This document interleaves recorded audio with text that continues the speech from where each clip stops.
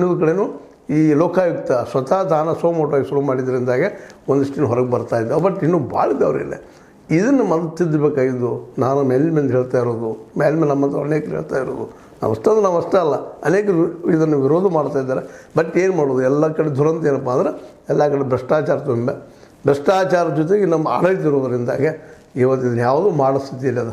ಈಗೇನೋ ಇವ್ರು ನಡೆದಿದ್ದಾರಲ್ಲ ಉಮೇಶ್ ಅನ್ನುವಂಥ ನಿಯಂತ್ರಕರನ್ನ, ಅವ್ರಿಗೇನು ಶಿಕ್ಷೆ ಕೊಡ್ತೀರಿ ನೀವು? ಇಂಥವ್ರು ಇನ್ನೂ ಅನೇಕರಿದ್ದಾರೆ. ಈಗ ಬೆಳಗಾವಿಯಲ್ಲಿ ಹೇಳಿದ್ರು ಡೇಟ್ ಬಾರ ಅಂತ ಔಷಧಿಗಳು ಇದ್ದಾವಂದರೆ ಅಲ್ಲಿ ಸಂಬಂಧಿಸಿದಂಥ ಅಧಿಕಾರಿಗಳು ಏನು ಶಿಕ್ಷೆ ಕೊಡ್ತೀರಿ? ಬೆಳಗಾವಿ ಅಷ್ಟೇ ಅಲ್ಲ, ಎಲ್ಲ ಕಡೆನೂ ಅದ. ಈ ಸೋಮೋಟವಾಗಿ ಲೋಕಾಯುಕ್ತರು ಮಾಡ್ತಾರೆ, ಆದರೆ ಆ್ಯಕ್ಷನ್ ತೊಗೊಳೋರ, ಶಿಕ್ಷೆ ಕೊಡೋರವರ. ಈ ತಪ್ಪಿತಸ್ಥರಿಗೆ ಶಿಕ್ಷೆ ಆಗೋದು ಯಾವಾಗ ಶಿಕ್ಷೆ ಆಗ್ತದೆ ಆಗ ಭಯದ ವಾತಾವರಣ ಮಾಡಿ ಅಟ್ಲೀಸ್ಟ್ ಒಳ್ಳೆ ಕೆಲಸ ಮಾಡ್ಬೋದೇನೋ ಅನ್ನೋ ತರ್ಕ. ಅದೇನೋ ಆಗಲಿ, ಈ ಒಂದು ಹೆಣ್ಮಕ್ಳೇನು ತಿಳ್ಕೊಂಡಿದ್ದಾರೆ, 4 ಮಂದಿ ಹೆಣ್ಮಕ್ಳೇನೋ ಒಂದು 2 ಲಕ್ಷ ರೂಪಾಯಿ ಘೋಷಣೆ ಮಾಡಿದ್ದಾರೆ ನಮ್ಮ ಸಿದ್ದರಾಮಯ್ಯನವರು. ಏನೋ ಅಂತಲ್ಲ, ಏನೋ ನಮ್ಮದೆಲ್ಲ ಹೋದ್ಮೇಲೆ ತುಳುಗಾಯಿ ಹೋದ್ಮೇಲೆ ಮುಂದಿನ ಮಕ್ಕಳು ಹಿಕ್ಕೊಂಡಂಗೆ ಆಗಿದ್ದು ಭಾಳ ನಮ್ದು. ಅದಕ್ಕೆ ಈ ಎಲ್ಲ ನೆಲೆಯಲ್ಲಿ ಔಷಧಗಳ ಮೇಲೆ ನಿಯಂತ್ರಣ ಮಾಡೋದಷ್ಟೇ ಅಲ್ಲ, ಜೊತೆಗೆ ಪ್ರತಿಯೊಬ್ಬರು ಹೋಗಿ ಮುಟ್ಟುವಂಥದ್ದು. ಮತ್ತು ಅದರಲ್ಲೂ ಅತ್ಯಂತ ಸೂಕ್ಷ್ಮವಾದ ವಿಷಯ ಅಂದರೆ ತಾಯಿ ಹಡಿಯುವಂಥ ವಿಷಯ. ಹೇಗಾದ್ರೆ ಒಬ್ಬ ಹೆಣ್ಣುಮಗಳ ಹುಟ್ಟಿ ಬರ್ತಾಳೆ, ಅದರಲ್ಲಿ ತಾಯಿ ಹುಟ್ಟಿ ಬರ್ತಿರ್ತಾಳೆ, ಅದನ್ನು ಉಳಿದ ಭಾಳ ಕಷ್ಟ.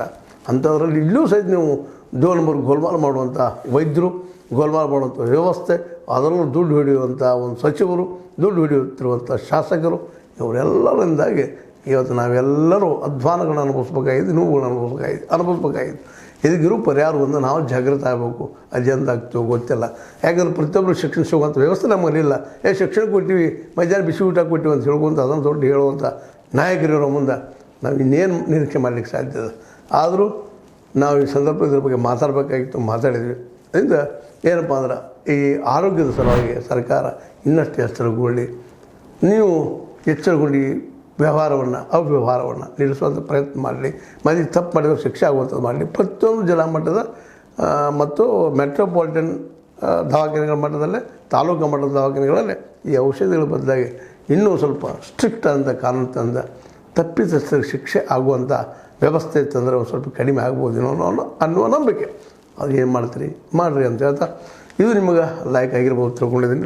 ಲೈಕ್ ಮಾಡಿ ಶೇರ್ ಮಾಡಿರಿ. ಇದಕ್ಕೆ ಕಾಮೆಂಟ್ ಮಾಡೋದು ನಿಲ್ಲಿಸ್ಲಿಕ್ಕೆ ಹೋಗ್ಬೇಡ್ರಿ. ಯಾಕಂತಂದ್ರೆ ಏನೋ ಮತ್ತು ಲಾಸ್ಟ್ ಹೇಳಬೇಕಾಗಿದೆ, ಪ್ರತಿ ಹೆಣ್ಣು ಮಗುವಿನಲ್ಲಿಯೂ ಹೆಣ್ಣುಮಕ್ಕಳೆಲ್ಲ ಹಡಿಯುವ ತಾಕತ್ತದ. ಅನಗತ್ಯ ಸಿಸರ್ನ್ ಮಾಡುವಂಥ ಒಂದು ಏನಪ್ಪ ಅಂತ ದುಡ್ಡು ಹೊಡೆಯುವಂಥ ವಿಚಾರಗಳು ಪ್ರತಿಯೊಬ್ಬ ಡಾಕ್ಟರ್ ಬಿಡಬೇಕು ಅಂತೇಳಿ ಮತ್ತೊಮ್ಮೆ ಮನವಿ ಮಾಡ್ತಾ, ಇದು H16 ನ್ಯೂಸ್, ಸತ್ಯದ ಕೈಗರಣಿ. ವಂದನೆಗಳು.